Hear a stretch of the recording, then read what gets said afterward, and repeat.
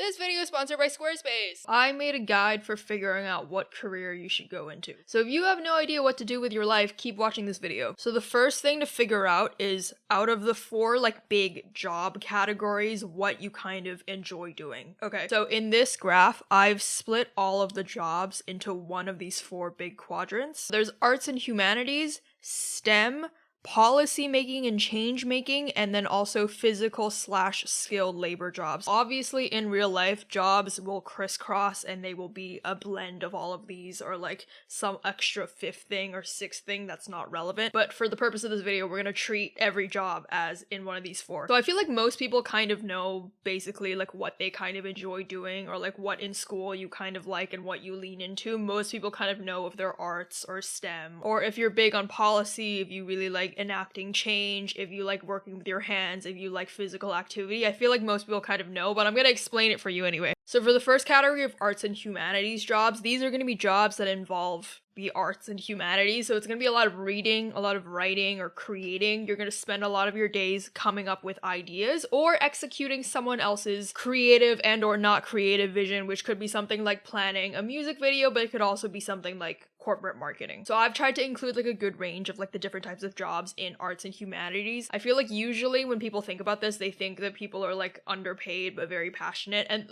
obviously there are some jobs here that fall into that, for example being a museum curator, but there are also some jobs that are technically artistic to an extent but also stable, but at some point soul sucking, corporate communications. That's also in here. So a good note for people, if you're in this category, if you think you're an arts and humanities person, especially for this category, for all of them, but mostly this one, you can pick and choose a couple of the jobs here so that you can get both the passion and also the job stability of something that's a little bit more boring but still technically creative, like doing corporate advertising and then also playing in a band. You get me? You can treat this video or this flowchart as a general guide, so you don't have to pick one and only do that, okay? You should use the guide to supplement your life and what you currently already enjoy doing. Moving on to STEM jobs. So STEM, I feel like a lot of you already know if you like STEM, so science, technology, engineering, mathematics, right? So this is going to be jobs that require a mix of technical problem solving and sometimes repetitive grunt work, okay? This can be intellectually stimulating, or it can also be incredibly boring depending on the role. I put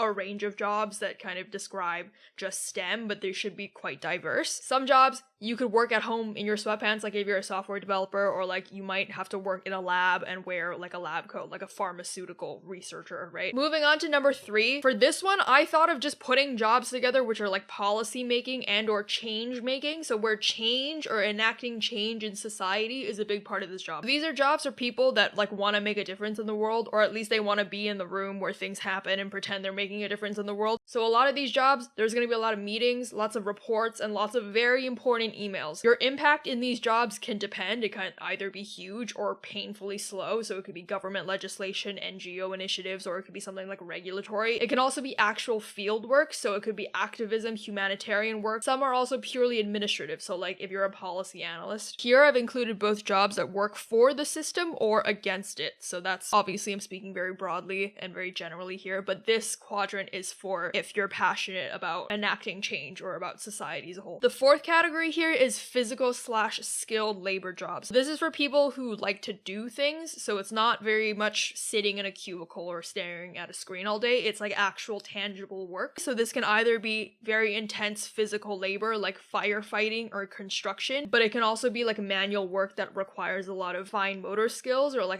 highly skilled technique. So for example, if you're a violin maker or a blacksmith, for the purpose of this video, if I make it more specific, it's gonna be way too fragmented and the video is gonna be 3 hours long. So I know there's not a lot of nuance to this, so I do apologize, but that's what we're working with. Okay, so from those 4 categories, pick what's most important to you, or what you're passionate about, what your interests are, or just generally what you think you'd be good at. Again, I think most people kind of broadly know what they like or what they hate, which you could inform the other thing that you pick. If you don't know what you like, just pick out what you hate and then just do all of the other ones, okay? I know life is more difficult in this because a lot of jobs will fall almost 50-50 into both. For example, if you're a surgeon, then this is STEM heavy, but it's also technically skilled labor because you're operating on someone, or you're a dancer, that's arts and humanities, but that's also physical labor, right? So like I get that it's not perfect, okay? But just with a graph, let's just pretend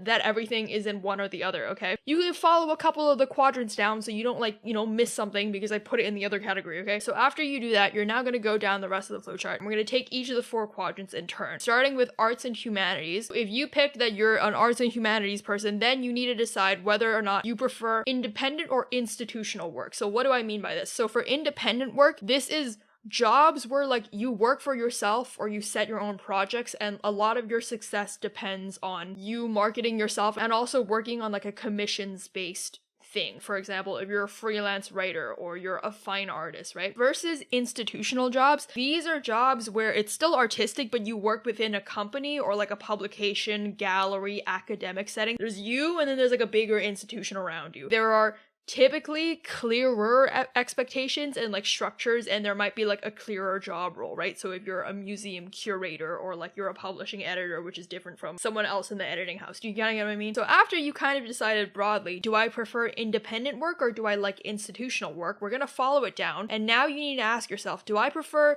jobs where there's a lot of formal training, or do I prefer not a lot of formal training? Are you willing to put in a lot of time into going into like formal schooling or like training to do this job? For example, some of them really easy, like if you need a degree for this job, if you need like a master's degree, a PhD, then obviously that would mean that you need to be willing to do a lot of school for that. If it's a little bit technical or it's like a technical craft where you kind of need to learn a little bit about it in a formal setting, at least it doesn't need to be a degree, it could be like training or like apprenticeship, versus something where it's like a little bit more learn on the job or it's like a little bit more intuitive, then that's kind of lower formal training. You don't have to like strictly pick one of these. You can obviously just watch the whole video and then just see what's interesting to you, but like those are the 2 broad categories. So if you picked that you like to be in an institutional work environment and you don't mind a lot of high formal training, these are going to be jobs where like it's in the arts and humanities, you're in an official institution and you need a degree to get here. Some of the jobs that you might be good at: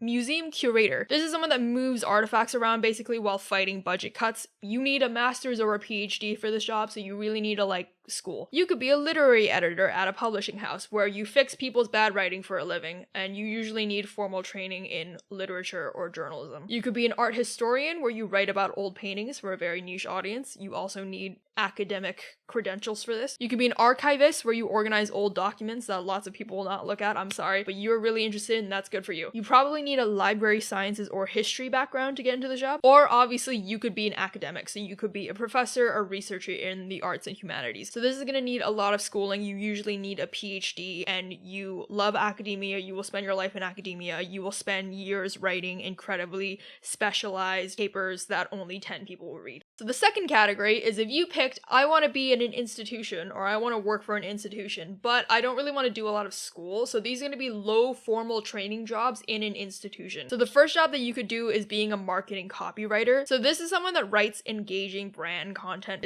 It's marketing. It needs skill obviously, but you don't necessarily need a degree to get into this. The second job that you can get is being a journalist, where you write about important political events, or you could be a celebrity journalist.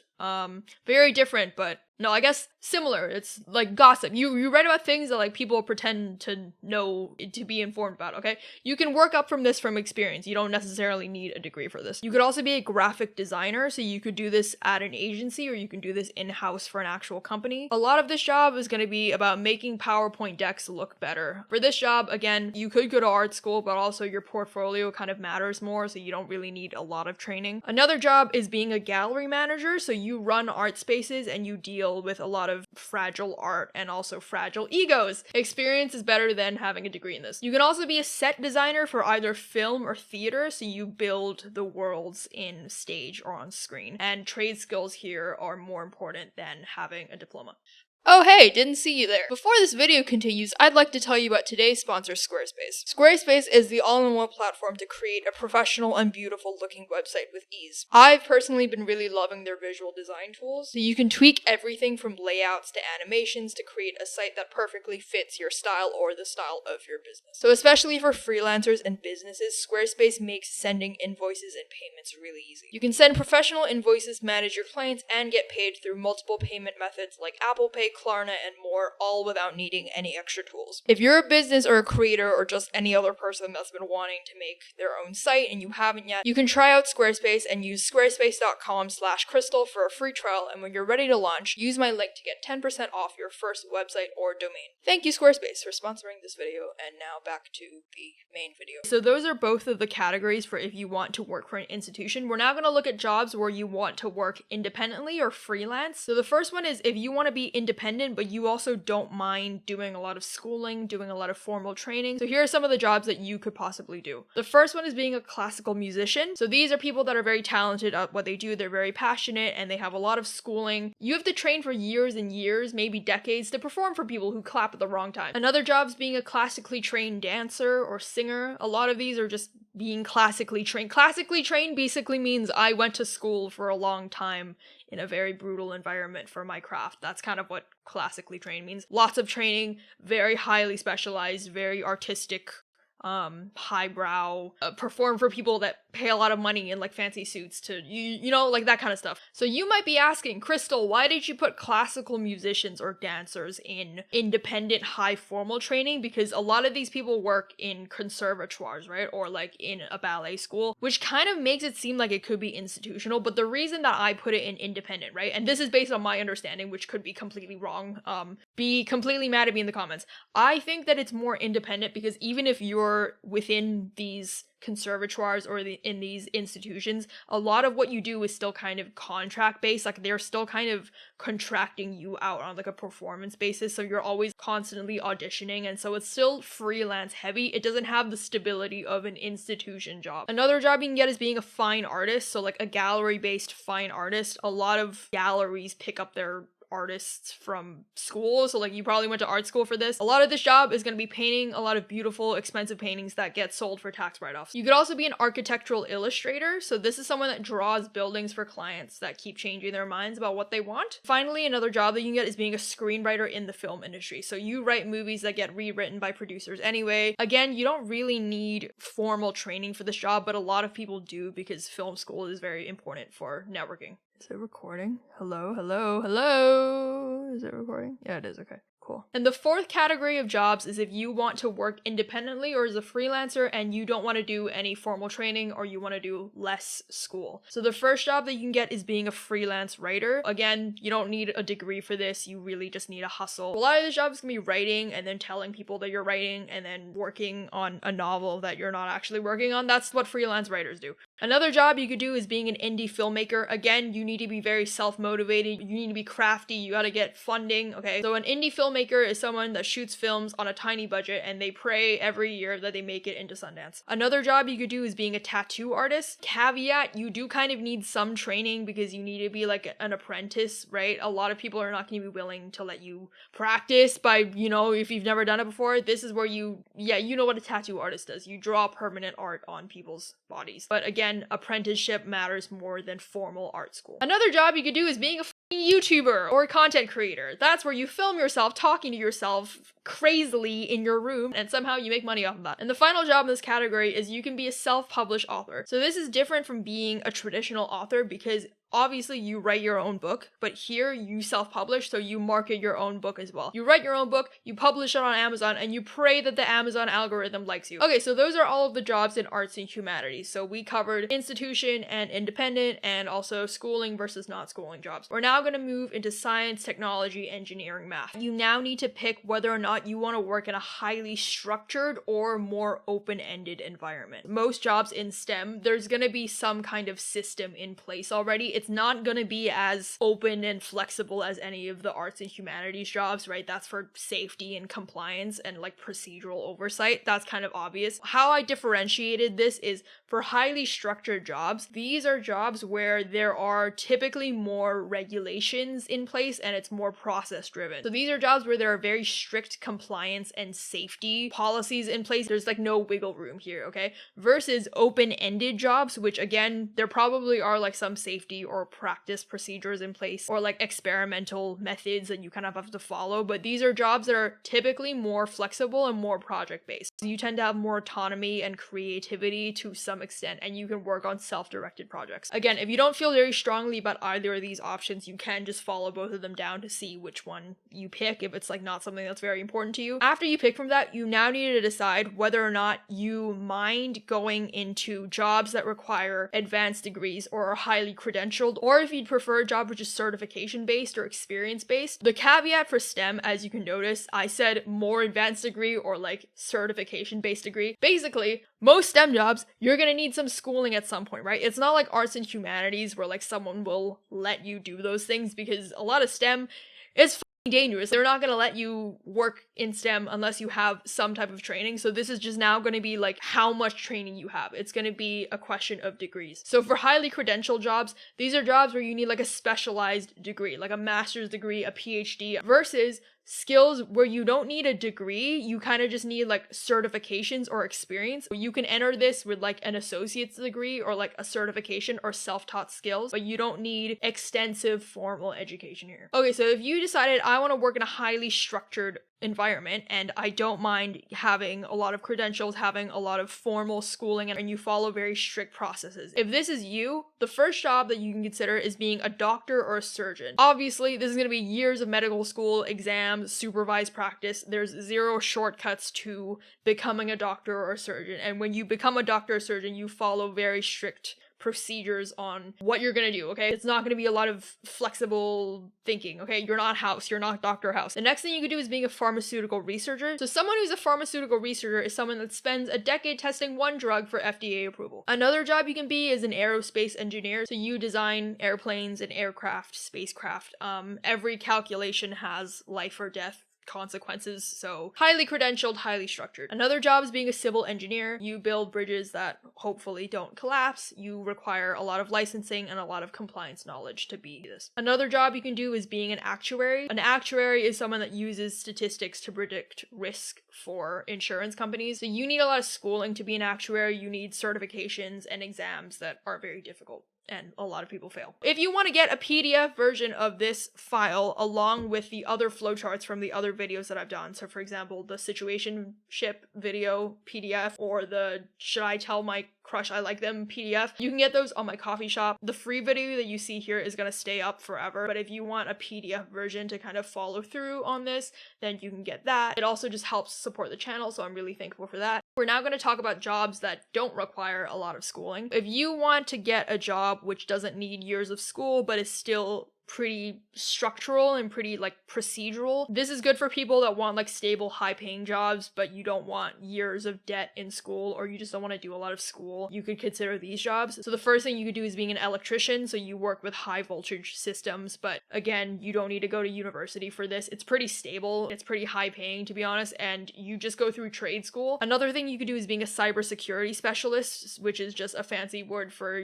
I hack things legally. You can be self-taught in this, but it's very certification heavy. Another thing you could do is being a network engineer. This is someone that keeps the internet up and running. I had a crazy period where I was like, I could do that, and then I realized I hate CompTIA, and I can't believe I thought I could do that. I can't, I'm a fucking YouTuber. Another thing you can do is being a technician, so like a radiologic technician. This is someone that operates MRI and X-ray machines. You require licensing to be in this job, but you don't need like a full medical degree to do this. So the final job in this category is being a manufacturing automation technician. This is someone that works with robotics on production lines. You can either go to trade school for this, or you can also be an apprentice. Okay, so the second type of job is if you don't mind doing a lot of school, if you don't mind getting a degree, but you want a job where the job itself is a little bit more open-ended, it's a little more creative and flexible and project-based. So the first job you can get in this is doing AI or machine learning. So being a researcher in AI, you would work on AI models usually at a big university or at a big tech firm where they pay you a lot of money. The second job that you can get is being a bioinformatics scientist. So this is someone that uses biology and big data, and they like figure out things like gene sequencing, which I barely understand, but that's what that job is. So again, you require a lot of schooling. It's a very technical job, but it's something more exploratory. It's something more research based. The third thing you can be is being a tech entrepreneur. So this is someone that uses engineering or computer science to start their own company. Very technical, requires entrepreneurship. Another job you can do is being a material scientist. So this is someone that works with like nanotech, superconductors, and futuristic materials. And the last job you could do is being like a research-focused data scientist. So this is someone that like looks at big data sets, but it's like more research and development as opposed to like a traditional corporate setting, which is what makes it more flexible and more project-based.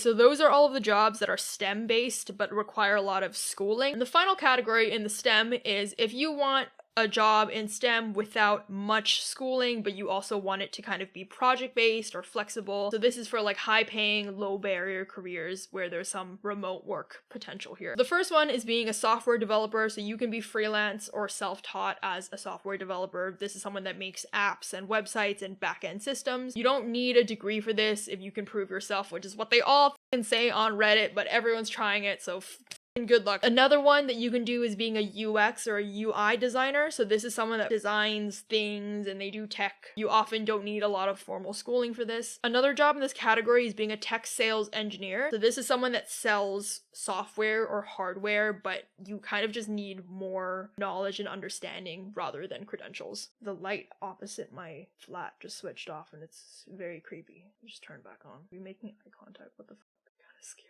What's going on? I feel like if I look away and then look back, there's gonna be a man there. I should have pulled my blinds before working. It's fine. So another job in this category is you can be a game developer. So you can either be indie or self-taught as a developer. You work with game engines like Unity or Unreal and you build games. You don't need a formal CS degree for this, but you do need a lot of passion and love for it because apparently I heard it's a thankless industry. I don't know anything about it, so I'm just gonna repeat what I've heard online. The final job in this category is being an IT consultant. So this is someone that helps companies set up and like optimize their own tech, and they often start this using just certifications or work experience. So those are all of the jobs in STEM. We're now going to move into systems and policy making jobs. So these are jobs about enacting change, thinking about the big picture, like strategy, these kind of jobs. The first thing you need to decide is whether or not you want to work in a more bureaucratic or a dynamic environment. Bureaucratic jobs are jobs where there are like more rigid processes or like legislative cycles, institutional rules. If you work in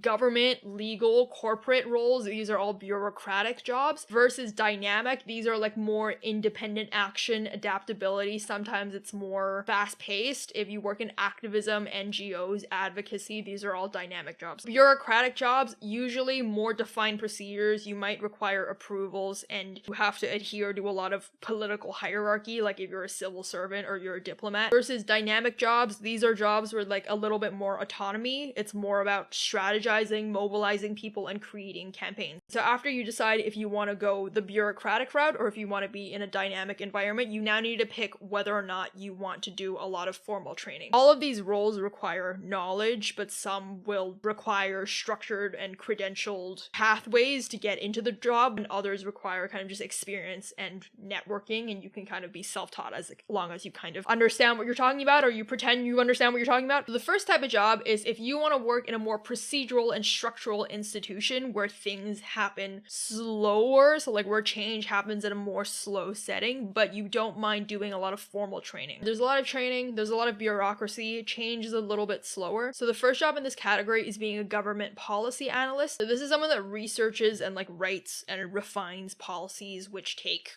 years to implement. You probably need a degree in public policy or law or economics. Another job is being a regulatory affairs specialist. So you're basically someone that makes sure corporations follow industry regulations or helps them work around industry regulations. You usually need legal or business training for this job. Another job you can get in this category is being a legislative aide. So this is someone that writes laws and briefings and speeches for politicians. Again, you usually need training for this job. You could also be a corporate social responsibility manager. So this is basically someone that makes corporations look ethical while navigating very strict compliance rules. Usually you need a degree for this. The second type of job is if you want a job without a lot of formal training, but you want to work in like a structured work environment or like in a more procedural work environment, but you don't want to do a lot of formal training. So this is good for if you don't want to get a degree, but you do kind of know how the system works. So the first one is being a grant writer for social causes. So you basically write funding proposals so like nonprofits don't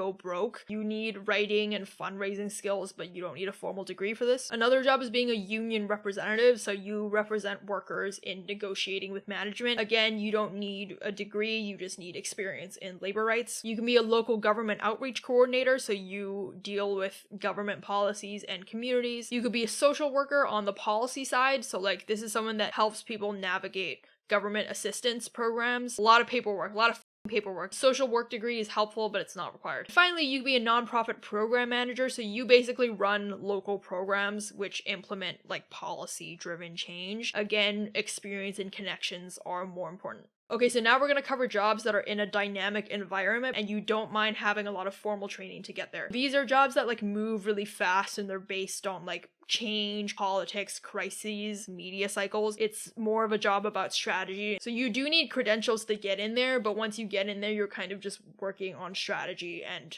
influence. Okay, so the first job in this is being an environmental compliance officer. So this is someone that investigates companies and they enforce sustainability laws, and they basically penalize businesses which don't follow environmental regulations. So this is dynamic because no 2 days are the same. So you might be inspecting a factory or you might be looking at an oil spill. You do need a lot of training for this, so you need to either have an environmental law, an engineering, or a science degree. You typically do also need a master's to be in this job. The second job is being a public health policy advisor. So you're someone that looks at health crises. So for example, like a food safety outbreak, and you advise on how to respond from a public health perspective. So this is dynamic because you deal with emergencies, right? It's like real-time decision making. It's like high stakes and high pressure. Again, you need a master's or a PhD in this, in public health epidemiology or something like that. You could also be a humanitarian aid coordinator. So you're someone that coordinates emergency responses. This is dynamic because you get deployed when things are actively falling apart. It's like high stakes situations changing by the hour. So you do typically need a lot of training for this, like in a master's degree in like public policy or international development or something like that. And you also probably need field experience. Another job you can get is being an election campaign strategist. So this is someone that manages campaigns. You deal with like political messaging and you deal with like scandals and polling shifts, breaking news. This is dynamic because you work in the election. You work election chaos.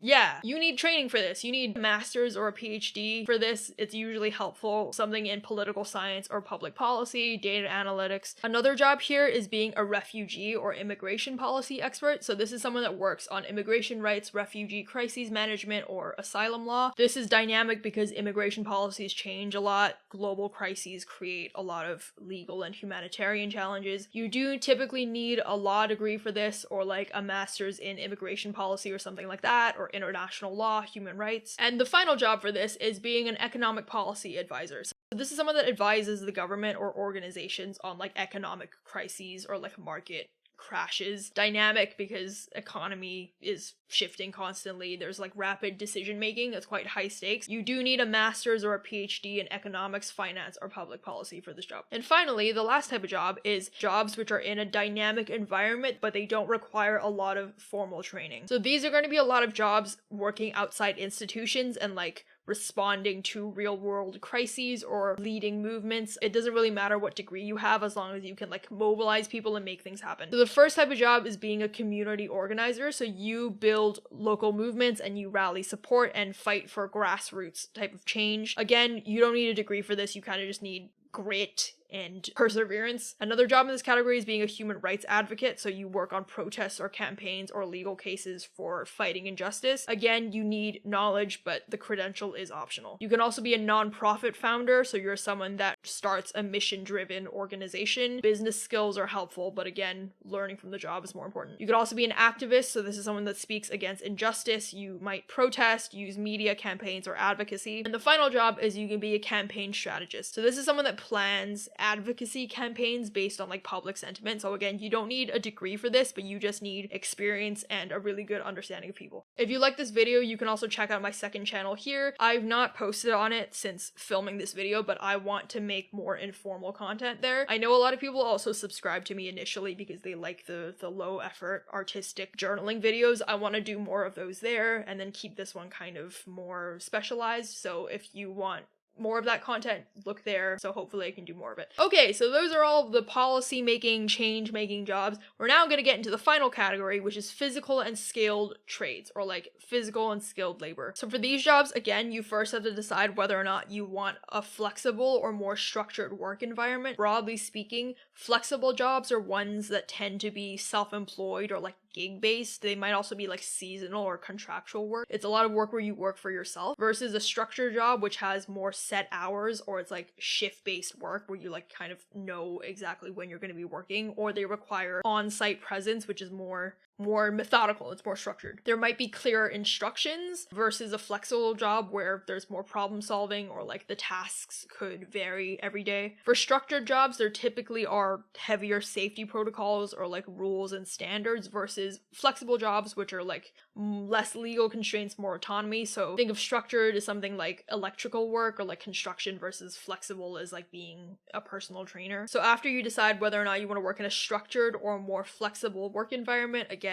if you don't feel strongly, you can just go through either of them. You now have to decide whether or not you're willing to do a lot of formal training, or if you prefer something with a lower barrier to entry and you can just learn on the job. The first type of job is if you want to work in a structured work environment, so there are like more clear expectations and guidelines, and you don't mind having a lot of formal training. So the first one is being an electrician, so you install wiring, you fix power issues, and you keep people from electrocuting themselves, basically. You need an apprenticeship and licensing for this job. Another job is being a commercial pilot, so you fly a plane.